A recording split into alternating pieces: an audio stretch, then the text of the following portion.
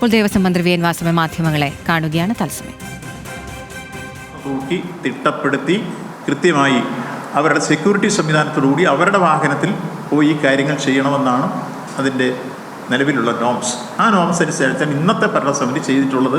അത് കോടതി അംഗീകരിച്ചു, അതിൽ തർക്കമില്ല. അതേസമയത്ത് 2019 ഈ കാര്യത്തിലാണ് ഈ തർക്കം കോടതി ഉന്നയിച്ച് പരിശോധിക്കാൻ പറഞ്ഞത്. അതിൽ ഈ പറഞ്ഞ രൂപത്തിലുള്ള കാര്യങ്ങൾ എല്ലാം സമഗ്രമായി പരിശോധിച്ച് രംഗത്ത് വരട്ടെ. ആ വരുമ്പോഴേക്കും നമുക്ക് ഈ കാര്യങ്ങൾ ആരൊക്കെ ഇതിനകത്ത് കുറ്റവാളികളാണോ ഒരാളെയും വിടാൻ പാടില്ല, നിയമത്തിൻ്റെ ദൃഷ്ടിയിൽ വരണം എന്നതാണ് കൃത്യമായി പറയാനുള്ളത്.